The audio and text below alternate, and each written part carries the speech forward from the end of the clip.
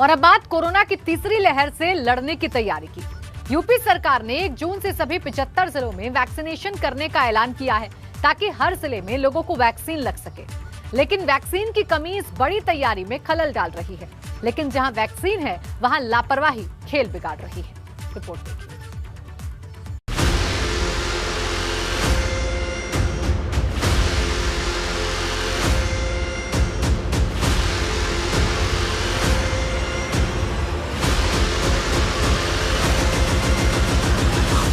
बिना हथियार महामारी पर वार।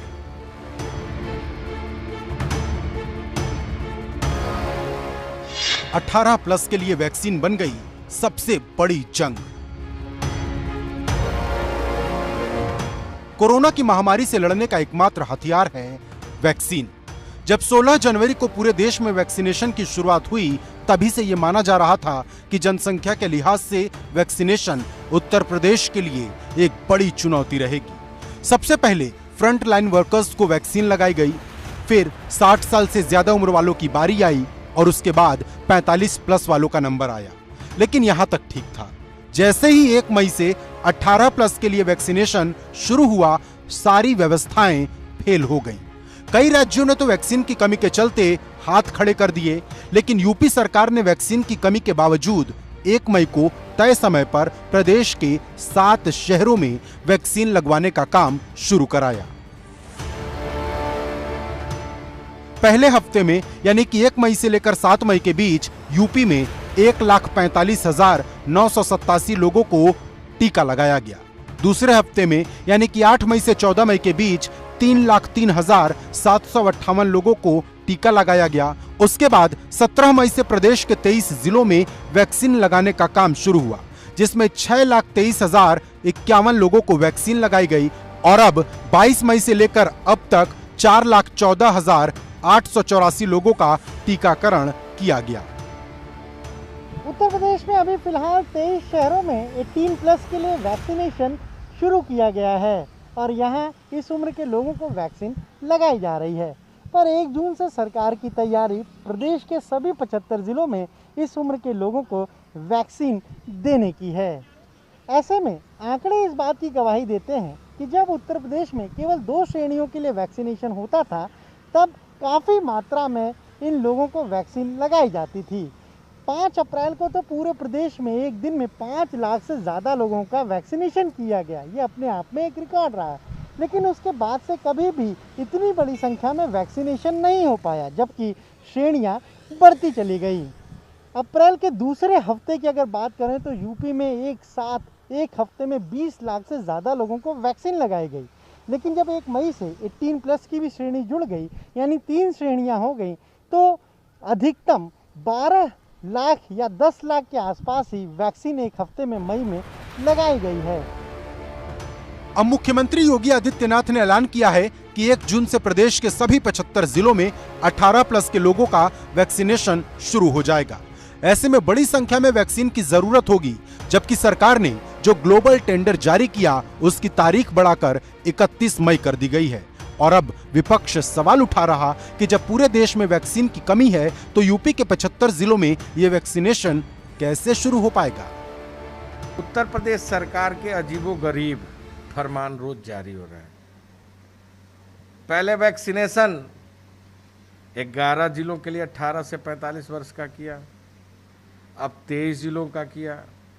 बाकी जनपदों के लिए अभी कोई निर्देश और आदेश मुख्यमंत्री जी द्वारा नहीं जारी किया गया है। 23 करोड़ की जनता में अब तक 1,46,00,000 ही वैक्सीनेशन हो पाया है, जो 4% से भी कम है। हालांकि सरकार की माने तो वैक्सीनेशन को लेकर उसके पास पूरा प्लान है। ये भी समाचार पत्रों के माध्यम से ये भी समझ में आ रहा है कि कई विदेशी कंपनियां जो सप्लाई करना चाहते हैं वो केंद्र सरकार से डीलिंग करना चाहते हैं अपना सीधा। तो इसमें कोई दिक्कत नहीं है, केंद्र सरकार हमको मदद करे, क्योंकि हमको तो अपने संसाधन से खरीदना भी है। तो केंद्र सरकार अगर खरीद के हमको देती है, हम पैसा केंद्र सरकार को दे सकते हैं, या जो हमारे दोनों कंपनियां हैं जो उत्पादन कर रहे हैं वो हमको देगी तो हम उनको पैसा दे ही रहे हैं। सब मिला के और केंद्रीय स्वास्थ्य मंत्री डॉक्टर हर्षवर्धन से या इंटरेक्शन हमारे प्रधानमंत्री और मुख्यमंत्रियों के साथ में जितना भी हम लोग को समझ में आया है कि जून के कोई समय में, जून के एंड में हो सकता है कि काफ़ी संख्या में हमको वैक्सीन कहीं ना कहीं से मिलने की संभावना है।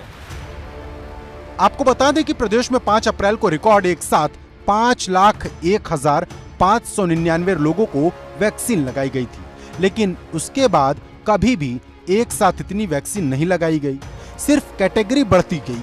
लेकिन एक सच ये भी है कि बीते 2 दिनों में देश में अगर सबसे ज्यादा वैक्सीनेशन कहीं पर हुआ तो वो उत्तर प्रदेश ही है।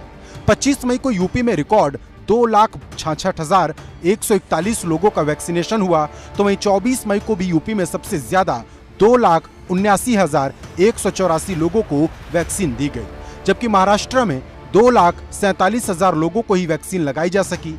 मतलब वैक्सीन का संकट पूरे देश में है, लेकिन बावजूद इसके उत्तर प्रदेश सरकार की कोशिश लगातार जारी है।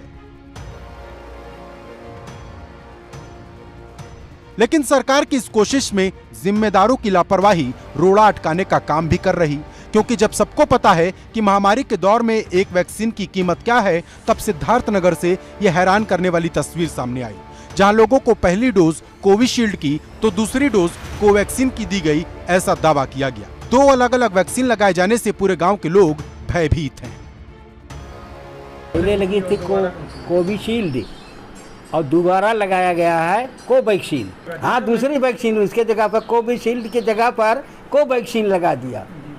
तो कोई दिक्कत हुई लगने? नहीं, दिक्कत तो डर तो हमेशा बना रहा। दूसरा खुराक लगा दिए इन लोगों ने, कोवैक्सीन लगा दिया। लगाना चाहिए ये कोविशील्ड लगाना चाहिए।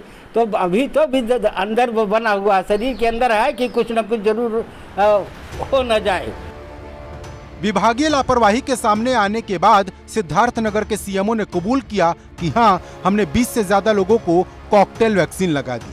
अब स्वास्थ्य विभाग की टीम उन सभी लोगों पर नजर बना रही और जिन लोगों ने ये लापरवाही की, उनके खिलाफ कार्रवाई की तैयारी हो रही। ये चूक तो है, क्योंकि गवर्नमेंट ऑफ इंडिया का भी कोई, मिनिस्ट्री ऑफ हेल्थ की कोई ऐसी गाइडलाइन नहीं है कि कॉकटेल लगे। जिसको जो पहला डोज लगना उसी को दूसरा डोज लगना। ये चूक तो है, जिसके लिए हमने इंक्वायरी ऑर्डर की थी और हमारे वरिष्ठ चिकित्सक लोग जाकर उनको इंक्वायरी की, उन्होंने अपनी रिपोर्ट दे दी है। और उस रिपोर्ट के आधार पे जिन जिन दोषी लोगों को मैंने उनको स्पष्टीकरण उनसे मांगे हैं, और जैसा भी उचित स्पष्टीकरण जो भी न्यायपूर्वक रहेगा वो हमारे स्तर का होगा तो हम उस पर अपना एक्शन लेंगे, और जैसे ऊपर की स्तर का होगा तो उस पर हम उसे अग्रसित करेंगे आगे इस तरह की कोई एक्शन। लेकिन सिद्धार्थनगर में हुई ये लापरवाही बड़ा सवाल खड़ा करती है, क्योंकि एक तरफ प्रदेश वैक्सीन की कमी से जूझ रहा और दूसरी तरफ वैक्सीन की ये बर्बादी और लोगों की जान से खिलवाड़ कई सवाल पैदा करता है। ऐसे में बड़ा सवाल यह है कि क्या इन बर्बादियों के साथ ही हम इस महामारी से लड़ेंगे?